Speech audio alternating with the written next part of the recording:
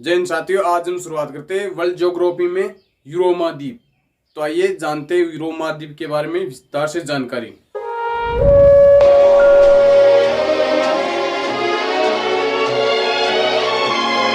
Euro महाद्वीप क्षेत्रफल की दृष्टि से विश्व के 7 महाद्वीपों में 6वें स्थान पर है, जो कि उत्तर में आर्कटिक महासागर और दक्षिण में भूमध्य सागर और काला सागर से घिरा हुआ है, जबकि पूर्व में अटलांटिक महासागर और पश्चिम में यूराल पर्वत से घिरा हुआ है। यूरो महाद्वीप अंगारालैंड का हिस्सा है। अंगारालैंड या ग्लोरेशिया। यूरो महाद्वीप के अधिकांश देश तीनों ओर से सागरों से घिरे हुए हैं। इस कारण इसे प्रायद्वीपों का महाद्वीप भी कहते हैं। प्रायद्वीपों का महाद्वीप। यूरो महाद्वीप एकमात्र महाद्वीप है जो कि मरुस्थल विहीन है। इसमें एक भी मरुस्थल नहीं है यूरो महाद्वीप में, इसलिए इसे मरुस्थल विहीन महाद्वीप भी कहते हैं। उस दुनिया का एकमात्र देश है जो 2 महाद्वीपों में फैला हुआ है, जिसका 70% हिस्सा तो एशिया में आता है और 30% हिस्सा यूरो महाद्वीप में आते हैं। और इसकी राजधानी यानी कि कैपिटल मॉस्को, वो भी यूरो महाद्वीप में आती है, यूरोपीय महाद्वीप के भौगोलिक क्षेत्राधिकार में आती है। इसलिए रूस की गिनती यूरोपियन कंट्रीज में की जाती है। रूस में ही यहाँ है काकेशस पर्वत, जो यूरोप और एशिया को अलग करता है। फिर यहाँ आता है काला सागर, फिर दक्षिण में आ जाता है भूमध्य सागर, और यूराल पर्वत से निकलती है यूराल नदी, वो भी यूरोप और एशिया की सीमा बनाती है। इस प्रकार यूरोप और एशिया की सीमाएं निर्धारित है। अब देखते हैं यूरो महाद्वीप की नदियां। यूरो महाद्वीप की सबसे बड़ी नदी है वोल्गा नदी। यूरो महाद्वीप की सबसे लंबी नदी है वोल्गा नदी, जो कि वोल्दाई पहाड़ी से उद्गम होता है। वोल्दाई पहाड़ी, जो कि रूस में स्थित है, और इसकी लंबाई है 3690 किलोमीटर। 3690 किलोमीटर है, जो यूरो महाद्वीप की सबसे लंबी नदी है, जो यहाँ से निकलती है वोल्दाई पहाड़ी से, और यहाँ से निकलते हुई कैस्पियन सागर में गिर जाती है। विसर्जन कैस्पियन सागर झील। अब आती है सीन नदी, जो कि फ्रांस के मध्य में स्थित है। एक फ्रांस का पठार, जिसे सेंट्रल पठार भी कहते हैं, मध्य का पठार भी कहते हैं, मध्य या फ्रांस का पठार। इससे इसका उद्गम होता है सीन नदी का, और इसी के किनारे इसकी राजधानी, फ्रांस की राजधानी पेरिस बसी हुई है। पेरिस शहर स्थित है, और यह सीन नदी इंग्लिश चैनल में अपना जल छोड़ती है। English channel. अब देखते हैं तीसरी नदी यूरो महाद्वीप की, टेम्स नदी। इसी के किनारे लंदन शहर बसा हुआ है। लंदन शहर स्थित है। फिर चौथी नदी आती है सब्रन नदी, जो इंग्लैंड के मध्यवर्ती क्षेत्र है। मूरलैंड का पठार, मूरलैंड से निकलती है उद्गम। यह इंग्लैंड की सबसे लंबी नदी है। फिर आता है टाइबर नदी, यूरो महाद्वीप की 5वीं नदी टाइबर नदी। इटली की राजधानी रोम इसी नदी के किनारे स्थित है। रोम शहर स्थित है। फिर एक नदी आती है यूरोप की, पो नदी, जिसे इटली की गंगा कहते हैं। इसे इटली के नागरिक पवित्र मानते हैं, इसलिए इसे इटली की गंगा भी कहते हैं। फिर 7वीं नदी आती है डेन्यूब नदी, जो कि जर्मनी के ब्लैक फॉरेस्ट पर्वत, इससे निकलती है उद्गम ब्लैक फॉरेस्ट पर्वत से, और यह यूरोप की दूसरी सबसे लंबी नदी है। दूसरी सबसे लंबी नदी। यह कैस्पियन सागर में गिरती है। डेन्यूब नदी के किनारे सर्वाधिक राजधानी स्थित है। यहाँ जर्मनी से निकलती हुई चेक, प्राग, युगोस्लाविया होती हुई यहाँ काला सागर में गिरती है। सर्वाधिक राजधानी स्थित है। यूक्रेन से होती हुई यहाँ काला सागर में गिरती है।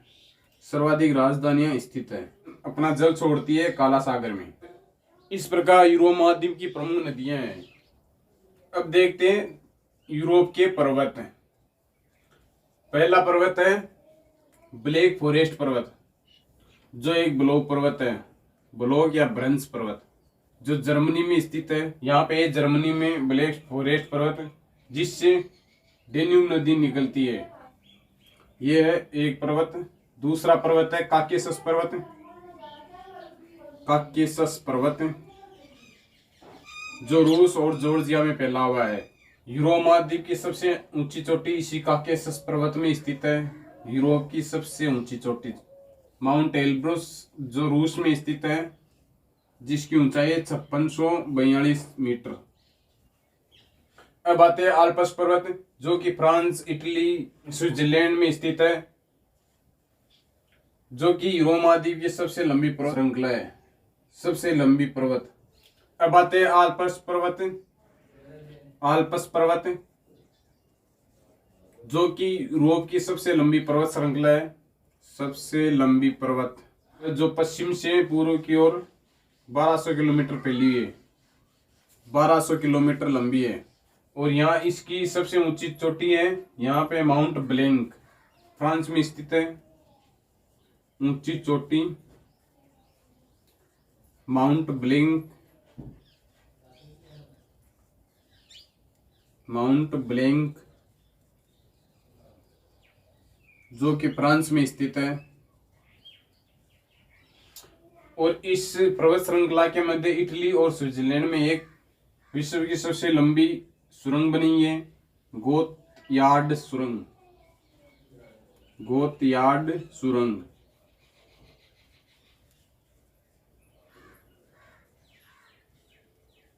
जो कि इटली और स्विट्जरलैंड में स्थित है। Italy plus Switzerland.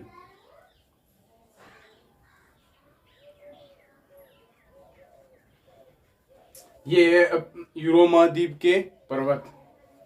अब देखते हैं कुछ सीमावर्ती पर्वत, जो कि एक दूसरे देश की सीमा भी बनाते हैं। पहले देखते हैं पिनेरेज पर्वत, जो कि फ्रांस और स्पेन के मध्य स्थित है। स्पेन, इनको आप ट्रिक से भी याद कर सकते हो, जैसे कि पिनेरीज पर्वत, आल्प्स पर्वत, जूरा पर्वत और वासजेज पर्वत। ये चारों पर्वत फ्रांस से तो सीमा बनाता है और फ्रांस और अन्य देशों के साथ बनाता है। जैसे कि इनमें एक तरफ तो आएगा फ्रांस। अब देखिए पिनेरीज पर्वत, फ्रांस और स्पेन, यानी पिनेरीज, पिने यानी स्पेन, एक तरफ तो लिख दिया फ्रांस, और पिनेरीज पिने यानी स्पेन। फिर आता है आल्प्स पर्वत, यानी सबर है पहला, तो यहाँ भी इटली आएगा, यानी कि पहला भी सवर आएगा, और इसमें आल्प्स में भी पहला सवर है। फिर जूरा पर्वत, जूरा यानी जूरा जर स्विट्जरलैंड, स्विट्जरलैंड। फिर आता है वासजेज पर्वत, यानी फ्रांस, और वासजेज यानी जर्मनी। इस प्रकार आप इनको ट्रिक से भी जोड़ के याद कर सकते हैं वो। अब देखते हैं कुछ सीमाएं, बॉर्डर, जैसे भारत और पाकिस्तान के मध्य रेड क्लिफ, उसी तरह इनके मध्य में जो कुछ बॉर्डर है उनके नाम है इंपॉर्टेंट। ये देखिए मैगिनोट, ये है फ्रांस और जर्मनी के मध्य, फ्रांस और जर्मनी के मध्य मैगिनोट बॉर्डर, फ्रांस और जर्मनी। फिर आता है हिडनबर्ग, जो कि यहाँ जर्मनी और पोलैंड के मध्य, जर्मनी और पोलैंड, ये दो सीमाएं बॉर्डर मैगिनोट जो फ्रांस और जर्मनी के मध्य, हिडनबर्ग जो जर्मनी और पोलैंड के मध्य। यहाँ पे तो है मैगिनोट पर्वत, और यहाँ पे जर्मनी और पोलैंड के मध्य हिडनबर्ग पर्वत। अब देखते हैं पास, यानी कि दर्रा, कुछ इंपॉर्टेंट दर्रा भी है। ब्रेनर दर्रा, जो इटली और ऑस्ट्रेलिया के मध्य है, इटली और यहाँ पे ऑस्ट्रेलिया, इनके मध्य है, इटली और ऑस्ट्रेलिया। फिर आता है ग्रेट सेंट बर्नार्ड दर्रा, जो इटली और स्विट्जरलैंड के मध्य स्थित है, इटली प्लस स्विट्जरलैंड। ये मुख्य रूप से दो दर्रे, यानी कि दो तो सीमाएं बॉर्डर मैगिनोट फ्रांस और जर्मनी के मध्य, एक हिडनबर्ग जर्मनी और पोलैंड के मध्य, फिर आता है पास यानी दर्रा बर्नार्ड दर्रा इटली और ऑस्ट्रिया के मध्य, और एक है ग्रेट सेंट बर्नार्ड दर्रा जो इटली और स्विट्जरलैंड के मध्य है। अब बात करते हैं कुछ प्रमुख देश जो कि इस प्रकार है। ये है पुर्तगाल और स्पेन, इनको संयुक्त रूप से कहते हैं आइबेरिया का प्रायद्वीप, आइबेरिया का प्रायद्वीप, आइबेरिया का प्रायद्वीप।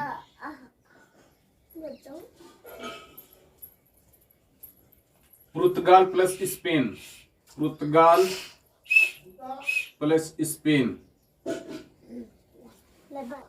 पुर्तगाल और स्पेन को संयुक्त रूप से कहते हैं आइबेरिया का प्रायद्वीप। इनमें थे पुर्तगाल प्लस स्पेन, और यहाँ स्पेन के उत्तर में और फ्रांस के पश्चिम की ओर बिस्के की खाड़ी, यहाँ पे बिस्के की खाड़ी, बिस्के की खाड़ी, और यहाँ स्पेन से नीचे जिब्राल्टर जनसंधि है, जिब्राल्टर जनसंधि जो कि अटलांटिक महासागर और भूमध्य सागर को जोड़ती है और यूरोप और अफ्रीका को अलग करती है। अफ्रीका का देश है यहाँ मोरक्को, और स्पेन देश है यूरोप का जो कि अटलांटिक महासागर और भूमध्य सागर को जोड़ती है। अटलांटिक प्लस भूमध्य, भूमध्य सागर।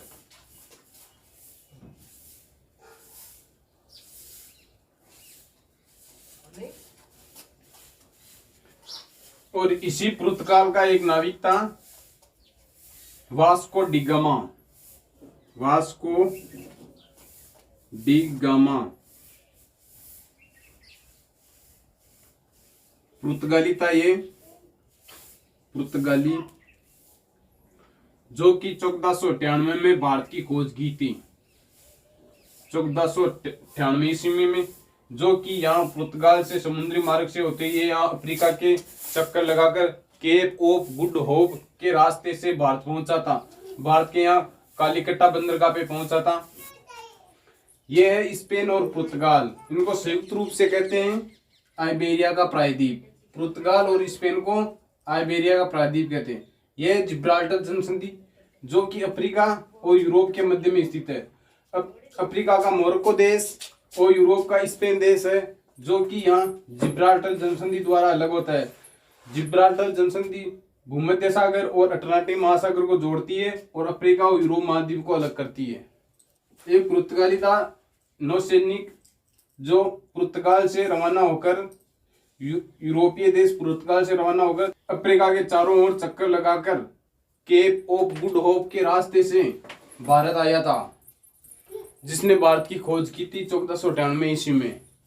वह प्रथम यूरोपीय था जो भारत में आया था, इनसे अलग होता है। अब बात करते हैं हम फ्रांस के बारे में।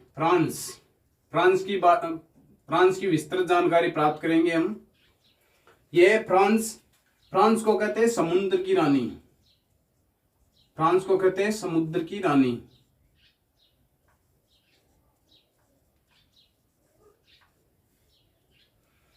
फ्रांस की राजधानी है पेरिस, फ्रांस की राजधानी है पेरिस। पेरिस को कहते हैं सुरा सुंदरियों का देश।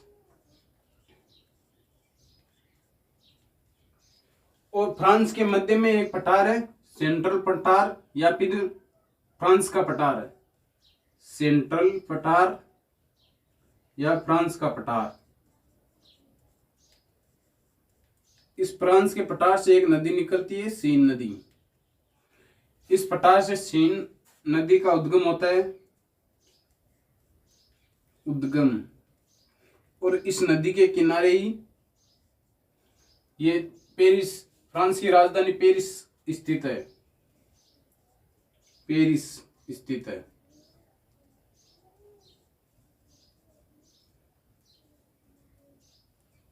और फ्रांस की शैंपेन नामक शराब दुनिया में प्रसिद्ध है। शैंपेन, शैंपेन नामक शराब पूरी दुनिया में प्रसिद्ध है। ये एक ब्रांड है शराब की, प्रसिद्ध है जो पूरी दुनिया में। और इसका प्रमुख केंद्र है बोर्डो नगर। बोर्डो नगर फ्रांस का बोर्डो नगर है, जहां पर शैंपेन नामक शराब सर्वाधिक बनाई जाती है। और ये सीन नदी यहाँ डोवर जल संधि में गिरती है। डोवर जल संधि इंग्लैंड और फ्रांस के मध्य स्थित है। डोवर जल संधि में गिरती है।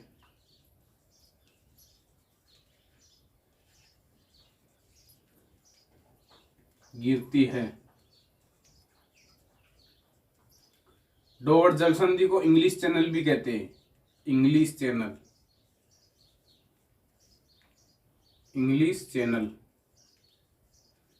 ये इंग्लिश चैनल ब्रिटेन और फ्रांस के मध्य स्थित है।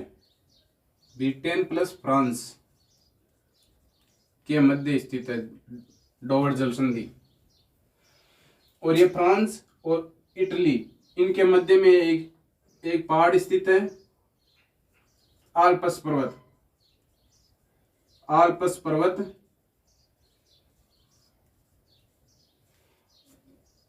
जो कि फ्रांस और इटली में स्थित है। इटली में फिर एक और पिनेरिस पर्वत जो फ्रांस और स्पेन के मध्य सीमा बनाता है। स्पेन, यह फ्रांस और यह स्पेन, यहाँ पे पिनेरिस पर्वत। और यह फ्रांस और यह है यहाँ इटली का थोड़ा सा हिस्सा लगता है फ्रांस से। फ्रांस और इटली के मध्य आल्प्स पर्वत। और फ्रांस का एक क्षेत्र है लोरेन क्षेत्र, जो कि लो एसेक के लिए विश्व प्रसिद्ध है। लोरेन क्षेत्र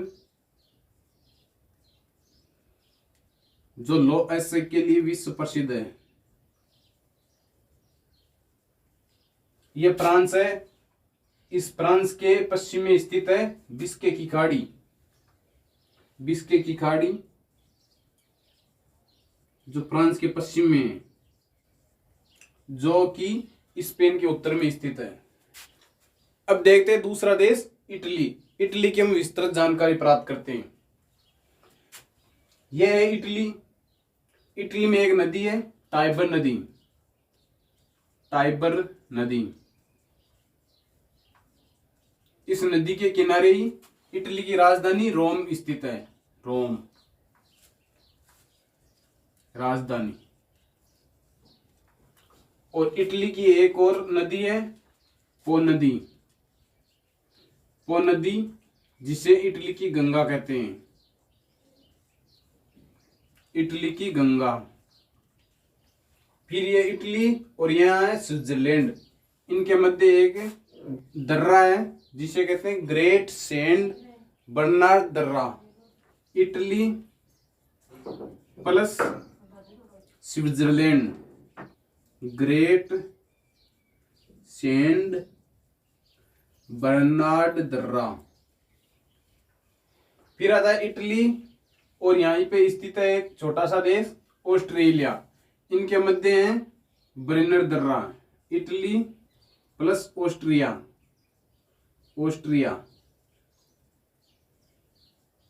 इनके मध्य स्थित है ब्रेनर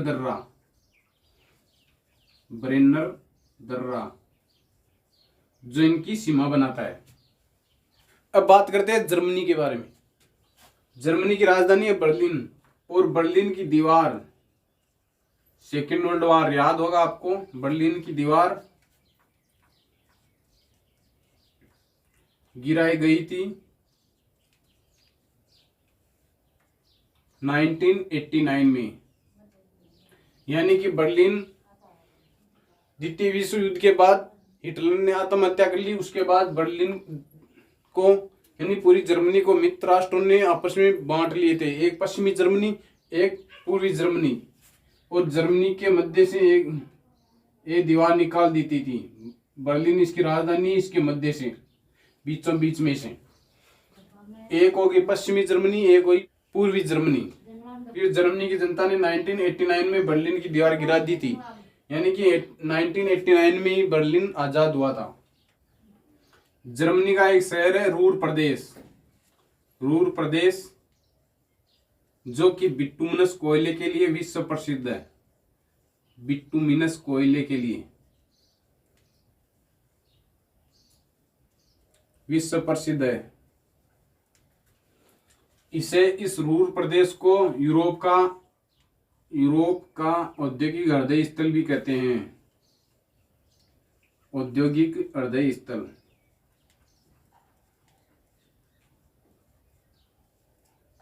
हृदय स्थल। और भारत में रूर प्रदेश कौन सा कहलाता है? भारत का रूर प्रदेश, ये भी देख लो, भारत का रूर प्रदेश हो सकता है आपके भी रीट में आ जाए। भारत का रूर प्रदेश दामोदर घाटी क्षेत्र या दामोदर घाटी क्षेत्र। एक दूसरा शहर है कोलोन शहर। कोलोन शहर जर्मनी का प्रसिद्ध शहर है, जो मर्सिडीज कार के लिए प्रसिद्ध है। मर्सिडीज कार है, BMW है, ऑडी है, ये सब यहीं के ब्रांड है। फिर एक शहर आता है स्टुगार्ड शहर, स्टुगार्ड, जहां पे 1907 में अंतरराष्ट्रीय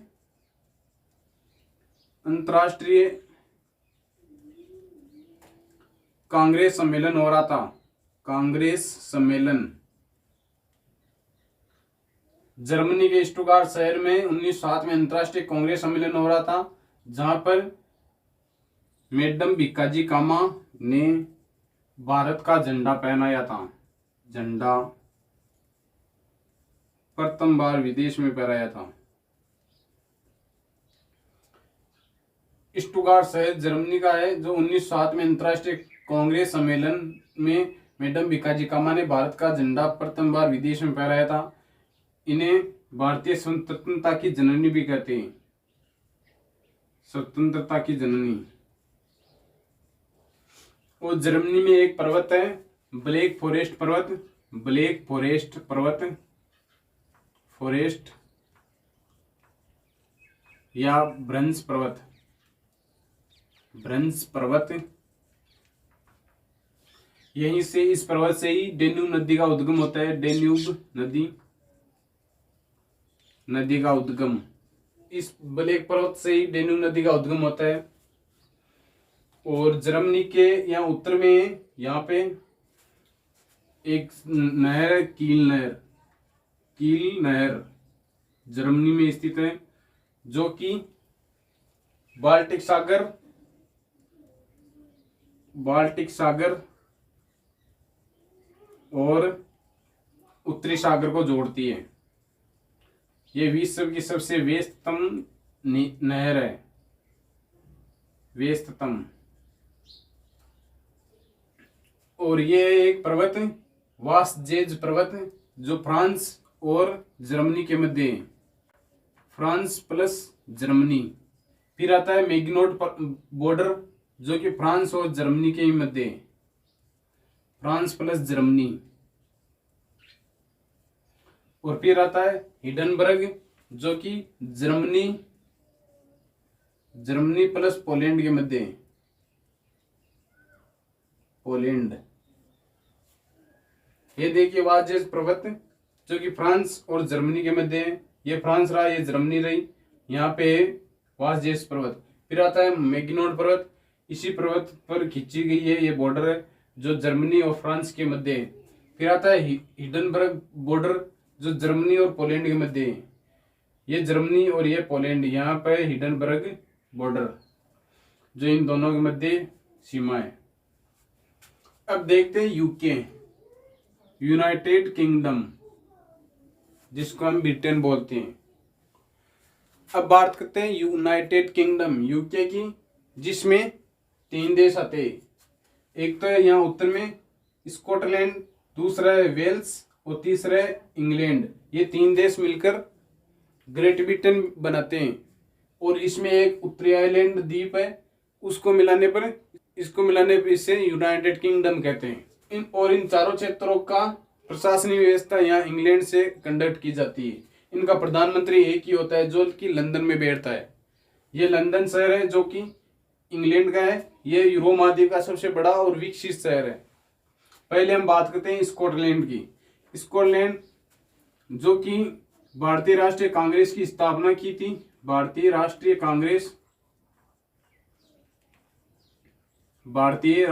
कांग्रेस पार्टी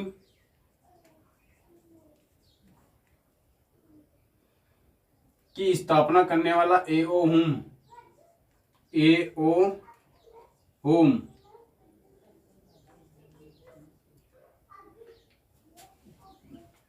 स्कॉटलैंड का निवासी था। और स्कॉटलैंड शराब कारखानों के लिए विश्व प्रसिद्ध है। शराब कारखानों के लिए विश्व प्रसिद्ध है। इसलिए राजस्थान का स्कॉटलैंड किसे कहते हैं? राजस्थान का स्कॉटलैंड अलवर को कहते हैं। ये स्कॉटलैंड शराब कारखानों के लिए विश्व प्रसिद्ध है, इसलिए राजस्थान का स्कॉटलैंड भी अलवर को कहते हैं। अब हम दूसरे देश की बात करते हैं, वेल्स की।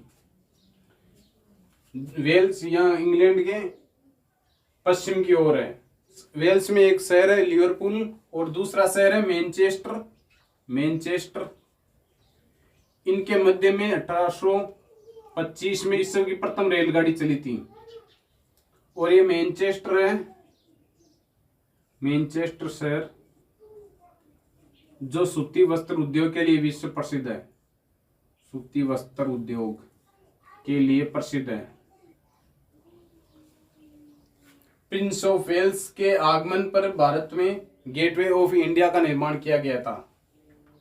अब बात करते हैं कि वेल्स में जो मैनचेस्टर है सूती वस्त्र उद्योग के लिए, उसके बारे में। भारत का मैनचेस्टर कहते हैं अहमदाबाद को। भारत का मैनचेस्टर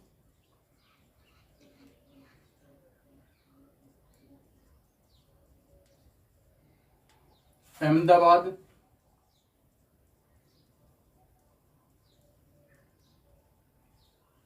और उत्तर भारत का मैनचेस्टर कहते हैं कानपुर को।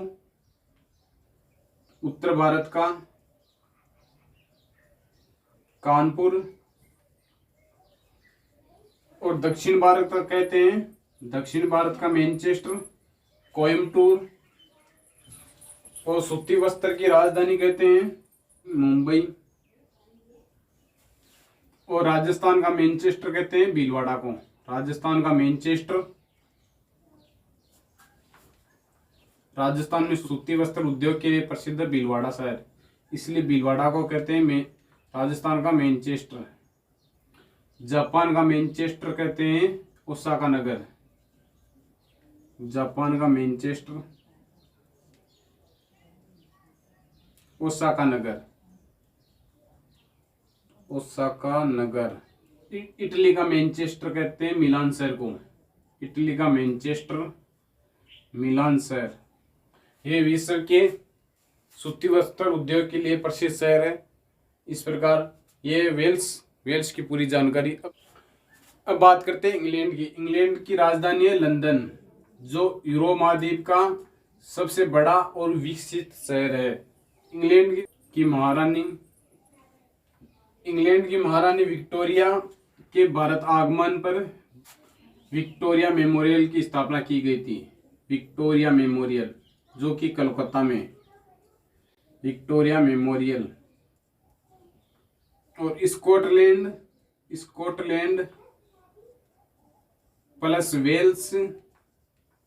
वेल्स और प्लस इंग्लैंड, इन तीनों को मिलाकर कहते हैं great Britain.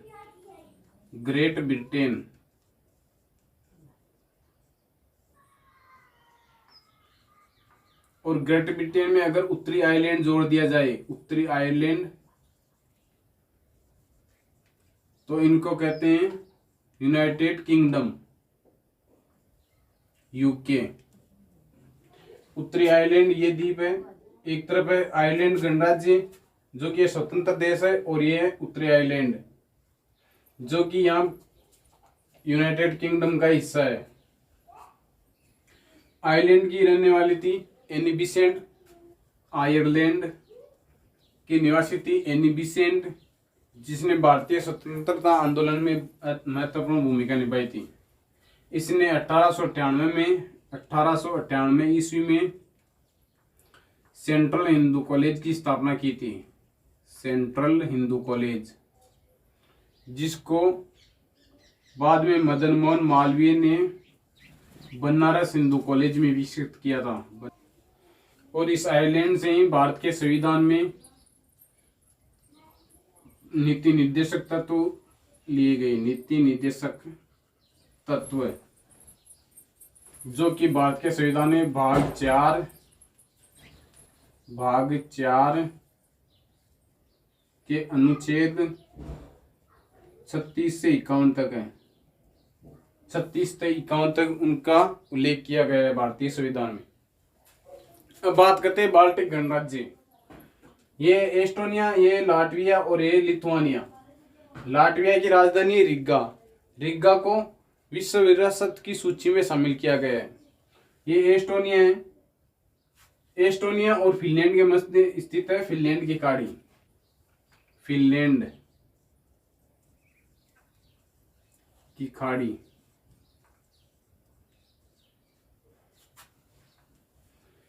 Finland plus Estonia.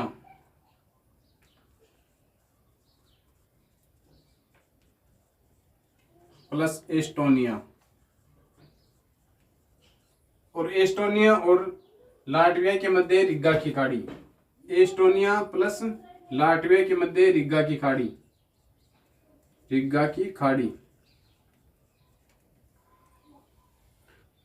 Estonia, Latvia और लिथुआनिया, ये तीनों ही देश बाल्टिक सागर के किनारे स्थित है, इसलिए इन्हें बाल्टिक गणराज्य या बाल्टिक देश कहते हैं। ये तीनों ही 1991 में सोवियत संघ रूस से टूटकर अलग हुए थे। फिर आता है ये एक जर्मनी के ऊपर है, और ये स्वीडन के नीचे डेनमार्क। ये डेनमार्क जिसको कहते हैं जूटलैंड का प्रायद्वीप, और विश्व का सबसे बड़ा द्वीप है ग्रीनलैंड यहाँ, जो कि भौगोलिक दृष्टि से ये उत्तरी अमेरिका का भाग है, जिस पर डेनमार्क का अधिकार है। यहाँ डेनमार्क का जो विश्व का सबसे बड़ा द्वीप है ग्रीनलैंड द्वीप, जो विश्व का सबसे बड़ा है, इस पर डेनमार्क का अधिकार है। प्रशासनिक व्यवस्था यहाँ डेनमार्क से ही कंडक्ट की जाती है। अब बात करते हैं स्कैंडिनेवियाई देश, जो कि नॉर्वे, स्वीडन और फिनलैंड, इन तीनों को कहते हैं स्कैंडिनेवियाई देश, क्योंकि इन तीनों के मध्य एक पहाड़ श्रृंखला है जो कि स्कैंडिनेवियाई पहाड़ के नाम से प्रसिद्ध है, इसलिए इनको स्कैंडिनेवियाई देश भी कहते हैं। नॉर्वे प्लस स्वीडन और प्लस फिनलैंड, इन तीनों को कहते हैं संयुक्त रूप से स्कैंडिनेवियाई देश। और अगर इनमें डेनमार्क प्लस आइसलैंड को मिला दिया जाए, डेनमार्क प्लस आइसलैंड, इनको तो कहते हैं, मिलाने पर कहते हैं इनको नॉर्डिक देश।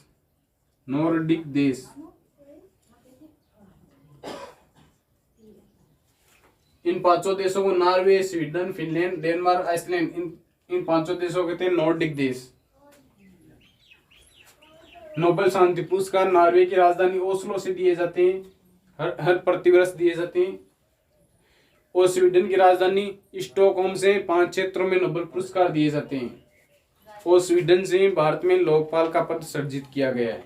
और ये नॉर्वे को कहते हैं फेयोर्ड तट, यानी कि इसका ये जो तट है ये काफी कटापटा है, इसलिए इसको कहते हैं फेयोर्ड तट। आई होप आपको वीडियो समझ में आएगा। मिलते हैं नेक्स्ट अपडेट के साथ, तब तक के लिए जय हिंद।